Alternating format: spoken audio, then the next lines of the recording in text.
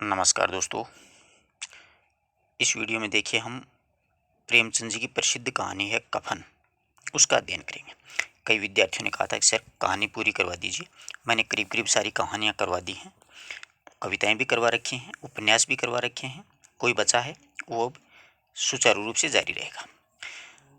आप play list में से पढ़ सकते हो आराम से, जैसे कि पराई प्यास का सफ़र है, उजाले के मुसाफिर हैं, रोज है, ममता है, पुरस्कार है। करीब करीब कहानियाँ, अंधेरे में है और गंधमादन है, सब करवा रखी हैं। तो देखिए कफन कहानी जो है वो मुंशी प्रेमचंद जी की एक बहुत ही चर्चित और बहुत ही प्रसिद्ध कहानियों में से मानी जाती है।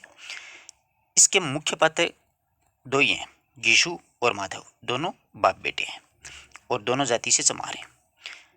इस कहानी का मूल प्रतिपाद्य ये है कि ये दोनों लोग कभी भी काम नहीं करते हैं, यानी कोई भी कार्य नहीं करना चाहते हैं। ये चाहते हैं कि बैठे बैठे हमें सब कुछ मिल जाए।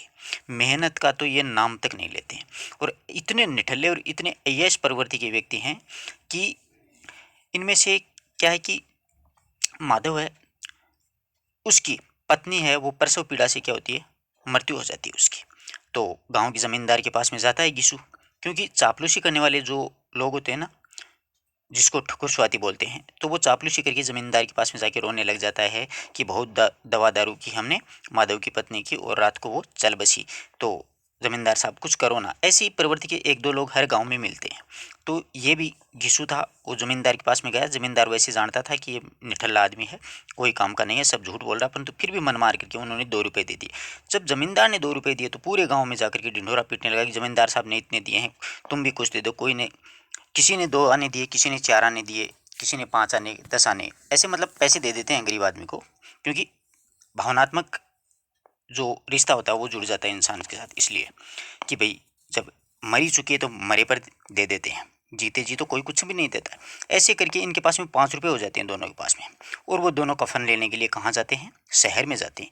कफन तो लिया नहीं, और उस 5 रुपये की इन्होंने अच्छी तरीके से शराब खरीदी, वो पी और हलवा पूड़ी उड़ाया। तो इस कहानी का मूल प्रतिपाद्य यही है। कभी कभी कहानियों के पात्र भी पूछ ले जाते हैं, तो कहानियों के पात्र अच्छे से ध्यान में रखना आप लोग। इसमें घीसू, माधव, जमींदार और गांव वाले लोग हैं और एक पत्नी है उसकी। अब देखिए मैं पूरी कहानी आपको बड़ी विस्तार से पढ़ाऊंगा, बड़े रोचक ढंग से पढ़ेंगे अपन। एक एक शब्द को आप बिल्कुल अच्छे से समझिएगा। तो देखो, झोंपड़े के द्वार पर बाप और बेटा दोनों एक बुझे हुए अलाव, यानी बुझे हुए अलाव का मतलब एक तप रहे थे वहां पर, सर्दी का, जाड़े का टाइम था। बुझे हुए अलाव के सामने चुपचाप बैठे हुए थे, और अंदर बेटे की जवान बीवी बुदिया, पत्नी का नाम क्या था, माधव की, बुदिया था। वह प्रसव पीड़ा से पछाड़ खा रही थी, यानी उसके प्रसव पीड़ा होती है तो स्त्री को बड़ी तकलीफ महसूस होती है। तो वो प्रसव पीड़ा से पछाड़ खा रही थी, परेशान हो रही थी। रह रह करके उसके मुंह से ऐसी दिल हिला देने वाली आवाज़ निकलती, यानी बड़ी दर्द भरी आवाज़ निकलती, मतलब अंदर से इंसान हिल जाए अगर वो, उसकी चीख, उसका दर्द अगर कोई सुने तो, कि दोनों कलेजा थाम लेते थे। दोनों बैठते कि ओहो पता नहीं क्या हुआ। जाड़ों की रात, यानी सर्दी की रात थी। प्रकृति सन्नाटे में डूबी हुई थी, यानी सर्दी की रात थी, तो पूरा जो परिवेश है, वातावरण बिल्कुल सुनसान सा था रात्रि किसमें। सारा गांव अंधकार में लय था, यानी पूरे गांव पर अंधेरे ने अपने डेरा डाल दिया था। घीसू ने कहा, घीसू कहता है कि मालूम होता है बेचारी बचेगी नहीं। घीसू को मालूम हुआ कि बचेगी नहीं। सारा दिन दौड़ते गया, जा देख तो आ कि सारा दिन तो चला गया है, पूरे दिन से ऐसे ही परेशान हो रही है, अब तो कम से कम जा करके देख ले। अपने बेटे को कहता है माधव को। माधव चिढ़ करके बोला, मरना ही है तो जल्दी क्यों नहीं मर जाती है, देख देख कर क्या करूँ। अब मरना ही है तो जल्दी मर जाए, तो इसको मैं देख कर क्या करूँगा। इतना बड़ा निर्दयी बोला।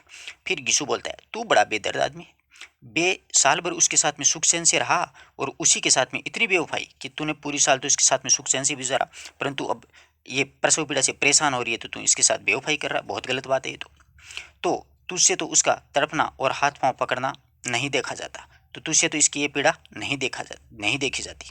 चमारों का कुनबा है, यानी गांव में ये मतलब एक मोहल्ला अलग है चमारों का, और सारे गांव में बदनाम भी हैं ये दोनों। घीसू एक दिन काम करता, 3 दिन आराम करता। देखो इसकी साइकोलॉजी कितनी खतरनाक है। एक दिन काम करेगा, 3 दिन आराम करेगा। माधव इतना कामचोर है कि आधा घंटे काम करता है तो 1 घंटे चिलम पीता है। वो बाप से बड़ा बेटा निकल गया। दोनों एक की जैसी, एक ही थैली के चट्टे बट्टे। उन्हें कहीं मजदूरी नहीं मिलती कि ऐसे आदमी को मजदूरी कौन देगा, क्योंकि एक तो क्या करेगा, एक दिन काम करेगा 3 दिन सोता रहेगा, और दूसरा है वो जाएगा तो आधा घंटा काम करेगा तो 1 घंटे चिलम पिएगा, कहाँ पर मजदूरी मिलेगी। घर में मुट्ठी भर भी अगर अनाज मौजूद है तो उनके लिए तो काम करने की कसम थी, यानी थोड़ा सा भी अगर इसके पास में कोई रुपया पैसा या अनाज है तो ये दोनों बंदे तो काम नहीं करेंगे, चाहे कुछ भी हो जाए। देखो कितने खतरनाक आदमी हैं। आगे देखो, जब 2-4 फाके हो जाते हैं, यानी मतलब कुछ भी इनके पास में नहीं बचता है, घिसू पेड़ पर चढ़ करके लकड़ियां तोड़ लाता है और माधव बाजार में जाकर के उसे बेच आता है। दोनों बाप बेटों का यही काम है, लकड़ा रहे हैं। और जब तक वे पैसे रहते हैं दोनों इधर उधर मारे मारे फिरते हैं, जब तक इनके पास पैसे होते हैं तब तक तो ये मारे मारे फिरते हैं, और जब फाके की नौबत आ जाती है तो वह लकड़ियां तोड़ते ही मजदूरी तलाश करने में लग जाते हैं। जब कुछ बचता नहीं है इनके पास में तो वही लकड़ियां तोड़ना और मजदूरी करने में लग जाते हैं। गांव में काम की कमी नहीं थी, यानी गांव में कोई काम की कमी नहीं थी, परंतु ये काम करना ही नहीं चाहते थे दोनों। किसानों का गांव था, मेहनती आदमी के लिए 50 काम थे, यानी मेहनती आदमी होता है तो किसानों के गांव में कुछ भी काम कर सकता है। मगर इन दोनों को लोग उसी वक्त बुलाते जब दो आदमियों से एक काम पाकर भी संतोष कर लेने के सिवा और कोई चारा नहीं था, यानी दो आदमियों को बुलाकर एक आदमी का भी ये पूरा सा काम नहीं करते थे, मजबूरी में इनको बुलाया जाता था। विचित्र जीवन था दोनों का इनका। घर में मिट्टी के दो चार बर्तन के सिवा कोई भी संपत्ति नहीं थी, मिट्टी के 2-4 बर्तन ही थे, और फटे चित्रों से अपनी नग्नता को वे ढके हुए जीते रहते थे। इनके कपड़े भी बिल्कुल फटे हुए थे, क्योंकि ऐसे आदमी के पास कपड़े कहाँ से आएंगे। संसार की चिंताओं से मुक्त थे, इन दुनियादारी से कोई मतलब नहीं था उनको। कर्ज से बिल्कुल लदे हुए थे, यानी गांव के हर एक आदमी से कुछ ना कुछ तो इन्होंने ले लिया था। गालियां भी खाते, मार भी खाते, मगर कोई भी गम नहीं था, यानी इनके कोई शर्म नहीं थे। ऐसे प्रवृत्ति के लोग होते हैं गांव में एक दो, जिनको चाहे आप कुछ भी कहते रहो वो वैसे ही मिलेंगे आपको। शाम को उनके थप्पड़ मार दो, सवेरे देखोगे तो वो वैसे ही। दिन इतने की वसूली की आशा न रहते भी लोग इन्हें कुछ ना कुछ कर देते ही रहते, यानी ऐसे गरीब आदमी को कुछ ना कुछ दे दे, यानी पीछे पड़ जाते, वो कपड़े फाड़ने लग जाते। मटर आलू की फसल में वे दूसरों के खेतों से मटर या आलू उखाड़ लाते थे, कितने देखो समझदार है, और भून करके खा लेते थे। 10-5 ऊँख उखाड़ लाते और रात को चूसते रहते। ऊँख यानी मतलब गन्ना उखाड़ लाते और वो भी चूसते रहते। ऐसे बाप बेटे थे दोनों। आगे देखो, घीसू ने आकाशवर्ती से 60 साल उम्र काट दी थी, यानी माधव का जो पिता था गिसु, उसने कैसे जैसे करके 8 साल की उम्र प्राप्त कर ली, और माधव भी सपूत बेटे की तरह बाप की के ही पद चिन्हों पर चल रहा था। जैसा बाप था वैसा ही बेटा था, है ना। बल्कि उनका नाम और भी उजागर कर रहा था, यानी ये तो पिता से भी 2 कदम आगे चल रहा था माधव। इस वक्त भी दोनों अलाव के सामने बैठ करके आलू भून रहे थे। दोनों अलाव यानी उसने आग जला रखी थी और उसके सामने बैठ करके आलू भून रहे थे, यानी इसकी जो माधव की पत्नी थी वो परसों पीड़ा से परेशान थी, फिर भी इनको उसकी कोई चिंता नहीं थी, ये तो अपने में मस्त थे। जो कि किसी के खेत में खोद के लाए थे, यानी आलू।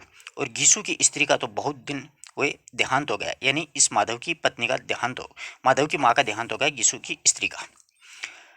माधव बेटा है, घीसू पिता है। माधव का ब्याह पिछले साल ही हुआ था, माधव का ब्याह पिछले साल हुआ।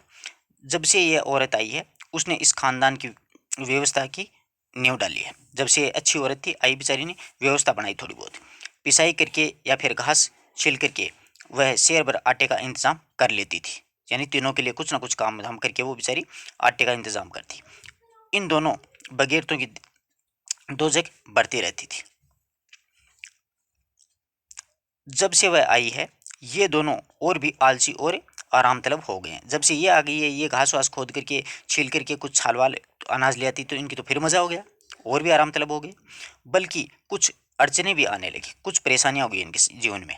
कोई कार्य करने को बुलाता तो न्योज भात में दुगनी मजदूरी मांगते, अब ये दुगनी मजदूरी मांगने लगे। और औरत आज प्रसव वेदना से मर रही थी, ये दोनों शायद इसी इंतजार में थे कि वह मर जाए तो आराम से सोएं। अब देखो इन दोनों की सोच देखो, वो तो मर रही थी परंतु ये चाह रहे थे ये मर जाए तो हम सो तो सकें कम से कम। गीसू ने आलू निकाल करके छीलते हुए कहा, जाकर देख तो क्या दशा है उसकी, चुड़ैल का फिसाद होगा और क्या यहाँ। तो ओझा भी 1 रुपया मांगता है, कोई यानी मतलब चुड़ैल का फिसाद होगा, कोई भूत वूत मिल गया होगा इसमें। परंतु जाएं किसके पास, ओझा। ओझा मतलब मंत्रों से झाड़ फूंक करने वाला, वो भी 1 रुपया मांगता है और अपने पास तो रुपये का कोई मतलब ही नहीं है। आगे देखो, माधव को भय था, माधव को भय था कि अगर मैं कोठरी में गया पत्नी को देखने के लिए तो घीसू आलुओं का बड़ा भाग साफ कर देगा। देखो कितनी मतलब गंदी सोच थी उस बंदे की। बोला मुझे वहां जाते डर लगता है, देखो कि मुझे वहाँ जाते डर लगता, परंतु इसके मन में यह था कि आलू ने खा जाए पिताजी बस। डर किस बात का, मैं तो यहाँ हूँ ही। घिसू बोलता है माधव तो तुम ही जाकर देख लो ने।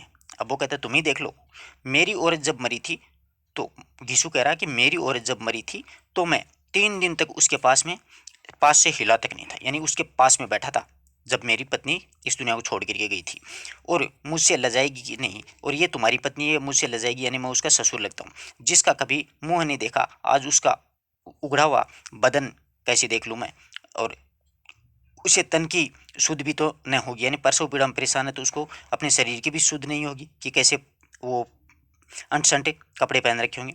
मुझे देख लेगी तो वह खुल करके हाथ पांव भी न पटक सकेगी, यानी खुल करके हाथ पांव नहीं पटक सकेगी, उसके प्रसव पीड़ा और ज़्यादा बढ़ जाएगी, वो कैसे प्रसव होगा। आगे देखो, मैं सोचता हूँ कोई बाल बच्चा हो गया तो क्या होगा, सौंठ गुड़ तेल कुछ भी तो घर में नहीं है। घिसू कहता है कि मैं अगर सोचता हूँ कि अगर कोई बाल बच्चा हो गया तो अपने घर में तो कोई सूंठ है, घी गुड़ तेल कुछ भी तो नहीं है, सब कुछ आ जाएगा, भगवान दे तो कोई बच्चा वगैरह।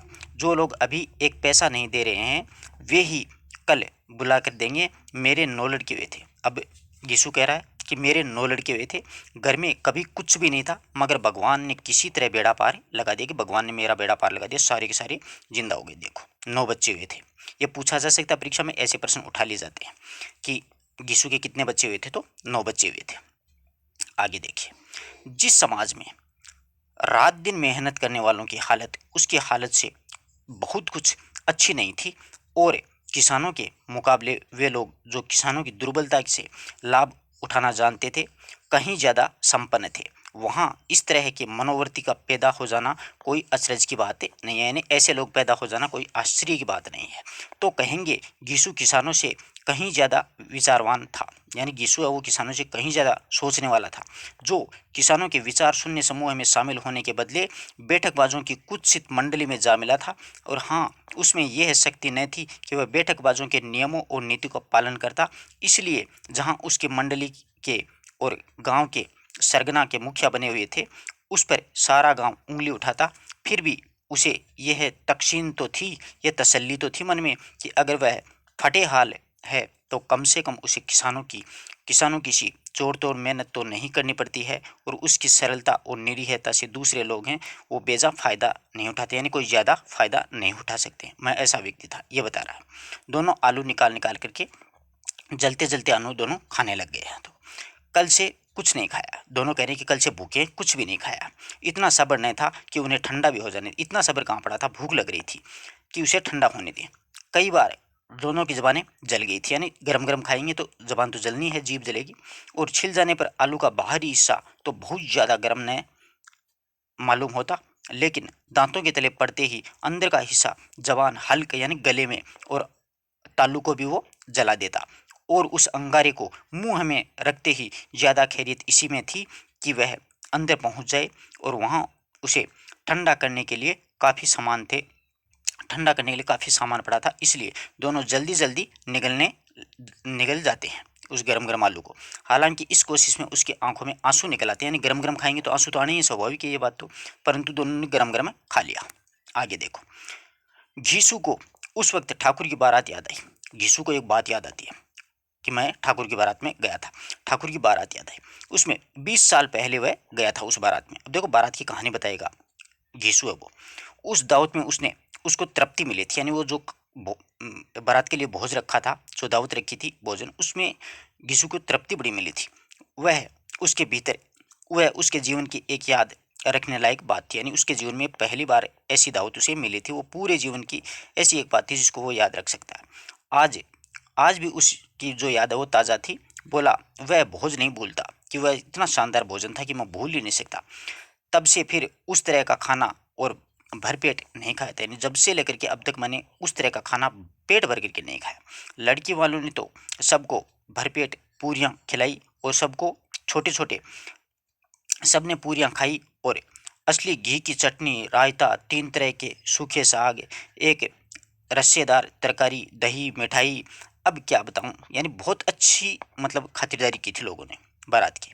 इस भोज के में क्या स्वाद मिला, कोई रोक टोक नहीं था, जो चीज़ मांगो जितना चाहो खा सकते हो, और लोगों ने ऐसा खाया कि किसी ने पानी ने पिया यानी खूब खाया, मगर परोसने वाले के पत्तल में गरम गरम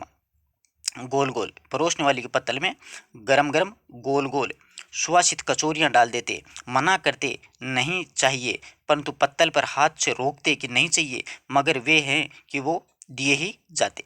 यानी गरम गरम कचौरियां हैं वो लगातार हमें परोसते जा रहे थे। और जब मुंह धो लिया तो पान इलायची भी मिली, मगर मुझे पान लेने में कहाँ सुध थी, खड़ा न हुआ जाता था। चटपट जाकर के अपने कंबल में लेट गया। और ऐसा दलदरिया था वो ठाकुर, ऐसे ठाकुर के एक बारात की बात बताता है कि इतना अच्छा दलदरिया ठाकुर था कि खूब खर्चा किया शादी में, बड़े डट करके खाए थे।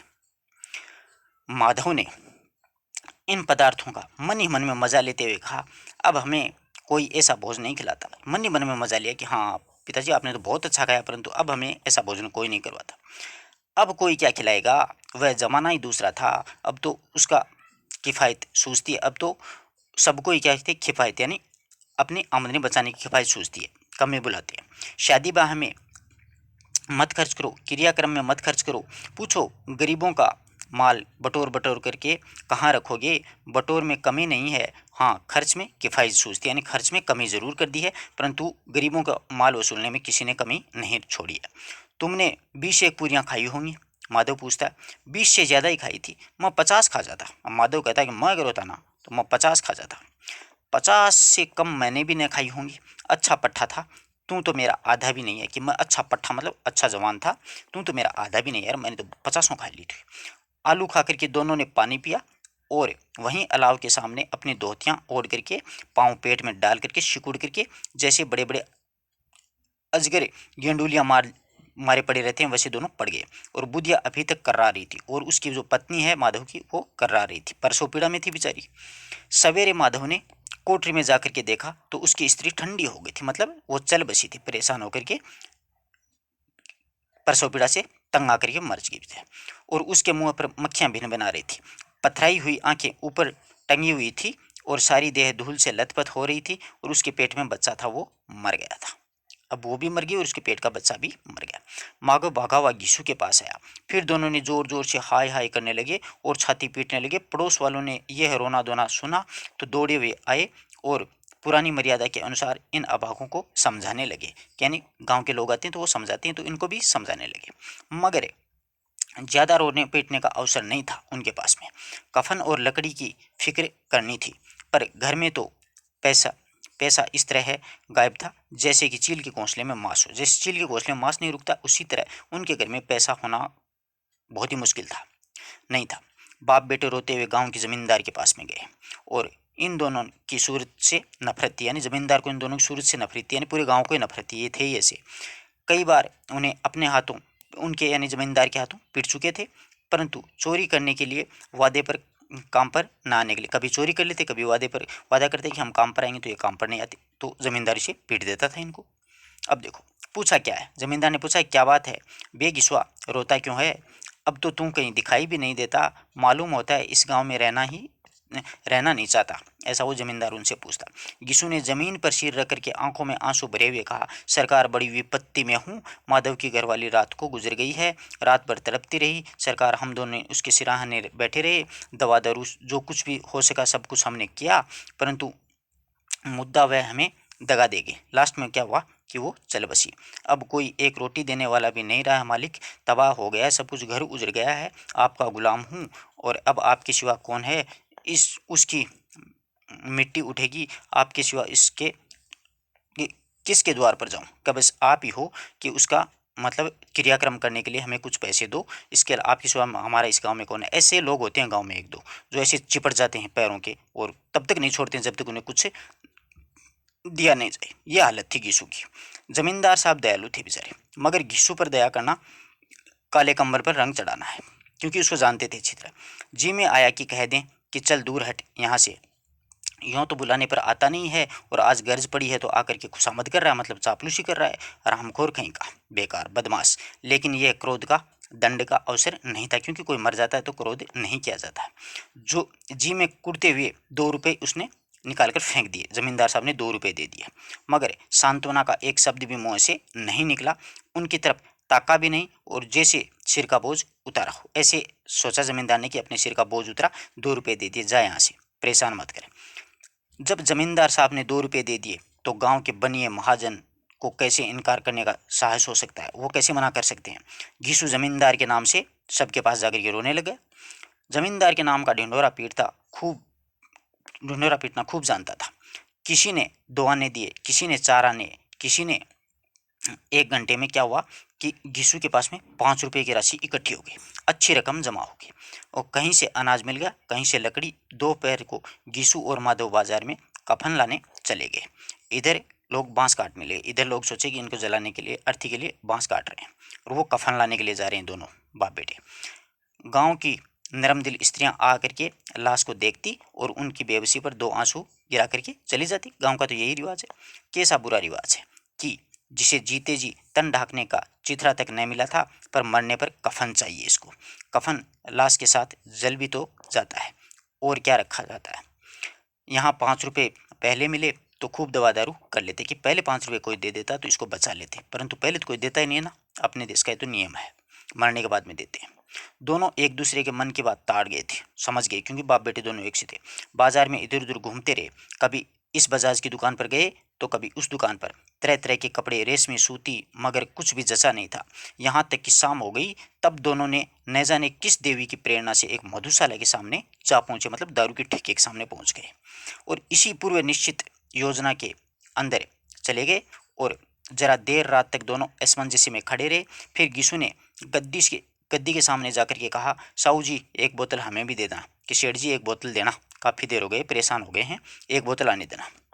इसके बाद में कुछ चिखोना आया, चिखोना मतलब खाने के साथ में कुछ नमकीन वगैरह, तली हुई मछलियाँ आई, और दोनों बरामदे में बैठ करके शांतिपूर्वक बाप बेटे पीने लग गए।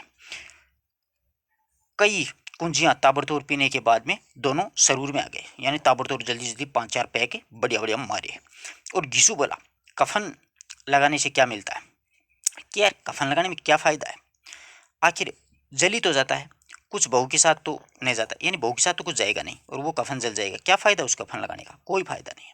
माधव आसमान की तरफ देख करके बोला, मानो देवताओं को अपनी निष्पापता का साक्षी बना रहा हो। दुनिया का दस्तूर है, नहीं लोग बामणों को 1000 रुपये क्यों देते हैं, कौन देखता है परलोक में मिलता है या नहीं, यानी दुनिया का दस्तूर है भैया, वरना बामणों को कौन पैसे देगा। बड़े आदमियों के पास धन है, चाहे फूंके, हमारे पास तो फूंकने को है ही क्या। बड़े लोगों के पास में धन है, इसलिए तो ये सारे क्रियाक्रम चले हैं। लेकिन लोगों को जबान क्या देंगे, जवाब क्या देंगे कि आप कहाँ गए थे। लोग पूछेंगे नहीं कफन कहाँ है, कि लोग पूछेंगे कफन कहाँ है, तो अपन जवाब क्या देंगे। घिसू हंसा, अबे कह देंगे कि रुपया कर्म से खिसक गया, कमर से खिसक गया, मतलब कि गिर गया, कि रुपया हमारे कमर से गिर गया। बहुत ढूंढा, मिले नहीं। लोगों को तो विश्वास तो नहीं आएगा, लेकिन फिर वही रुपया देंगे, कि लोगों को विश्वास तो नहीं आएगा, लेकिन फिर वही रुपये दे देंगे। माधव भी ऐसा इस अनपेक्षित सौभाग्य पर बोला, बड़ी अच्छी थी बेचारी, मरी तो भी खूब खा पिला करके। देखो इनकी सोच, देखो दोनों बाप बेटों की। माधव बोलता है कि बहुत सौभाग्यवान थी बेचारी, मरी तो हमें खूब पिला करके मरी है, कि 5 रुपये उसके कफन के लिए मिले थे, और हम लोग दारू पी रहे हैं। अभी बोतल से ज़्यादा उड़ गई थी, यानी वो बोतल पूरी खत्म कर दी। गिसू ने 2 सेर पूरियाँ मंगाई, चटनी, अचार, कलेजियाँ, और शराब खाने के सामने की दुकान पर ये मंगवा रहा था। माधव लपक करके 2 पतलों में सारा सामान ले आया। पूरा 1.5 रुपये उसमें खर्च हो गया। सिर्फ थोड़े से पैसे उनके पास बचे थे, यानी आराम से खा पी रहे थे, अब थोड़े से पैसे बचे। दोनों इस वक्त शान से बैठे हुए पूरियाँ खा रहे थे, जैसे जंगल में कोई शेर अपना शिकार उड़ा रहा हो, यानी आराम से खा रहे थे। उनको कोई चिंता नहीं थी कि अपनी पत्नी खत्म हो गई है, उसके लिए कफन लेना नहीं। न जवाबदेही का खौफ था, न बदनामी का कोई फिक्र था। इन भावनाओं को उन्होंने बहुत पहले से जीत लिया था, यानी इनको कोई फर्क नहीं पड़ता, कोई कुछ भी कह दे, कोई मतलब नहीं दुनियादारी से। यीशुदास ने भाव से बोला, हमारी आत्मा प्रसन्न हो रही है तो क्या उसे पुण्य नहीं होगा, कि हमारी आत्मा प्रसन्न हो रही है तो मेरी बीवी को पुण्य नहीं होगा, बिल्कुल पुण्य होगा। माधव ने श्रद्धा से सिर झुका करके तस्दीक दी कि हाँ सही है, जरूर से जरूर होगा, बिल्कुल होगा। भगवान तुम अंतर्यामी हो, भगवान तो अंतर्यामी हो, और उसे बेकूट ले जाना कि हे भगवान तुम अंतर्यामी हो, उसे स्वर्ग में ले जाना। हम दोनों हृदय से उसे आशीर्वाद दे रहे हैं। आज जो भोजन मिला है वो कभी उम्र भर नहीं मिला था, यानी आज इतना अच्छा भोजन हमने खाया है, इतनी अच्छी शराब पी है, तो ऐसा जीवन में हमारे जीवन में कभी हुआ ही नहीं, क्योंकि हमारे पास पैसे ही नहीं होते थे। आज वो मरी और गाँव वालों ने 5 रुपये दिए। एक क्षण के बाद में माधव के मन में एक शंका जगी। बोला, क्यों दादा, हम लोग भी तो एक न एक दिन वहां जाएंगे, कि एक न एक दिन हमें भी तो वहां पर जाना है, यानी मरेंगे हम भी। गीसू ने एक भोले भाले सवाल का कुछ उत्तर नहीं दिया, और वह परलोक की बातें सोचकर इस आनंद को में बाधा नहीं डालना चाहते, यानी मरने की बातें सोच करके आनंद में बाधा नहीं डालना चाहते कि यार अच्छा मूड चल रहा है, क्यों दिमाग खराब कर रहा है। आगे देखो, जो वहां वह हम लोगों से पूछे कि तुमने कफन क्यों नहीं दिया, तो हम क्या कहेंगे? कहेंगे तुम्हारा सिर। पूछेगी तो जरूर, कि वो हमें को अपने को परलोक में जरूर पूछेगी, तू जानता है कि उसे कफन नहीं मिलेगा? तू मुझे ऐसा गधा समझता है? 60 साल क्या दुनिया में घास खोदता रहा हूं मैं? उसका कफन मिलेगा, और उसे बहुत अच्छा मिलेगा, यानी उसको कफन मिलेगा और इससे भी अच्छा मिलेगा, यानी फिर दोबारा गांव में जाके रोना पीटना कर देंगे। माधव को विश्वास न आया, बोला कौन देगा उसे कफन?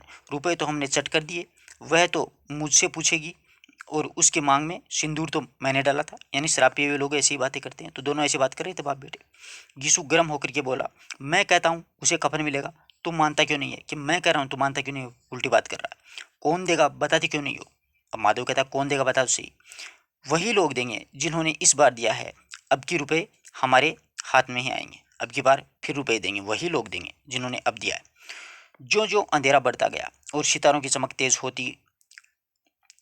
होती थी, मधुशाला की रौनक भी बढ़ती जाती, यानी और आते मधुए पीने के लिए। कोई गाता था, कोई डांग मारता, डींग हाँकता रहता, कोई संगी के गले लिपट जाता, कोई अपने दोस्त के मुंह पे कुल्हड़ लगाई देता, यानी ऐसी स्थिति होती है मधुशाला में। वहाँ का जो वातावरण है उसमें सुरूर था, हवा में नशा था।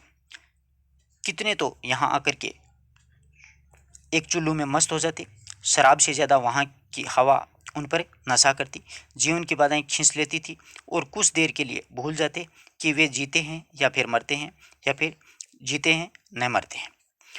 और ये दोनों बाप बेटे अब भी मज़े लेकर के चुस्कियाँ ले रहे थे शराब की। सबकी निगाहें उनकी ओर जमी हुई थी।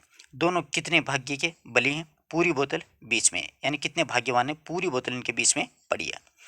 भर पेट खाकर के माधव ने बची हुई पूरियों को एक पत्तल उठा करके भिखारी को दे आया, और जो खड़ा उनकी ओर देख रहा था, आंखों से उनकी ओर एक टिकी लगाकर देख रहा। देने के गौरव और आनंद और उल्लास का उसने अपने जीवन में पहली बार ऐसा अनुभव किया था माधव ने, कि पहली बार किसी को दे रहा, बड़ी खुशी हो रही थी। यीशु ने कहा, ले जा खूब खा और आशीर्वाद दे दे, और जिसकी कमाई है वह तो मर गई बेचारी, यानी जिसके नाम पर अपन को पैसे मिले वो तो मर गई, पर तेरा आशीर्वाद उसे जरूर पहुंचेगा। रोए रोए से आशीर्वाद दे, बड़ी गढ़ी कमाई के पैसे, यानी बहुत गढ़ी कमाई के पैसे हैं, तू खूब आशीर्वाद देना उस बेचारी को। भगवान ने फिर माधव ने फिर आसमान की तरफ देख करके कहा, वह बैकुंठ में जाएगी दादा, वह बैकुंठ की रानी बनेगी। बस शराब पीने के बाद में यही सोचता है इंसान को, तो ऐसी बात माधव कर रहा था। गीसू कहता है, गीसू खड़ा हुआ और जैसे उल्लास की लहरों में तैरता हुआ बोला, हाँ बेटा बैकुंठ जाएगी, किसी को सताया नहीं, किसी को दबाया नहीं, मरते मरते हमारी ज़िंदगी को सबसे बड़ी लालसा भी पूरी कर गई थी, हमारी इच्छा क्या थी वो भी पूरी हो गई। वह न बैकुंठ में जाएगी तो न क्या ये मोटे मोटे लोग जाएंगे, यानी ऐसी औरत बैकुंठ में नहीं जाएगी तो कोई मोटे मोटे लोग फिर ये थोड़ी जाएंगे, जो गरीबों को दोनों हाथों से लूटते हैं, ये मोटे मोटे लोग, यानी सेठों के लिए बोल रहा है, और अपने पाप को धोने के लिए गंगा में नहाते हैं, और मंदिरों में ये लोग जल चढ़ाते हैं। श्रद्धालु का ये रंग तुरंत ही बदल गया। अस्थिरता नशे की खासियत है, और दुख और निराशा का दौर शुरू हो गया। अब वो दोनों दुखी हो जाते हैं। माधव बोला, मगर दादा बेचारी ने जिंदगी में बड़ा दुख भोगा है, कितना दुख झेल कर मरी है। वह आंखों पर हाथ रख करके रोने लगा, चीख मार मार कर रोने लगा, यानी दारू पीने वाले लोग ऐसे ही करते हैं, थोड़ी देर खुश रहते हैं फिर रोने लग जाते हैं। यीशु ने समझाया, क्यों रोता है बेटा, खुश हो जा कि वह माया जाल से मुक्त हो गई है, बेचारी जंजाल से छूट गई है। बड़ी भाग्यवान थी जो इतनी जल्दी मोह माया के बंधन से वो तोड़ करके सदा सदा के लिए चली गई। और दोनों खड़े होकर के गाने लगे, ठगिनी क्यों नैना झमकावे, ठगिनी कि ठगिनी क्यों नैना झमकावे, पियक्कड़ों की आंखों आंखें उनकी ओर लगी हुई थी और ये दोनों अपने दिल में बिल्कुल मस्त गाते हुए जा रहे थे। फिर दोनों नाचने लगे, उछलते हुए कूदते हुए गिरे गिरे भी, मटके भी और भाव भी बनाए और अभिनय भी किया और आखिर के नशे में मदमस्त होकर के वहीं पर लास्ट में गिर जाते हैं उसी स्थान पर। यह है मित्रों कफन कहानी प्रेमचंद जी की। आशा करता हूँ पूरी बात अच्छी तरीके से समझ में आई होगी। अन्य रचनाएं आप पढ़ने के लिए प्लेलिस्ट में से ज़रूर देखें। धन्यवाद।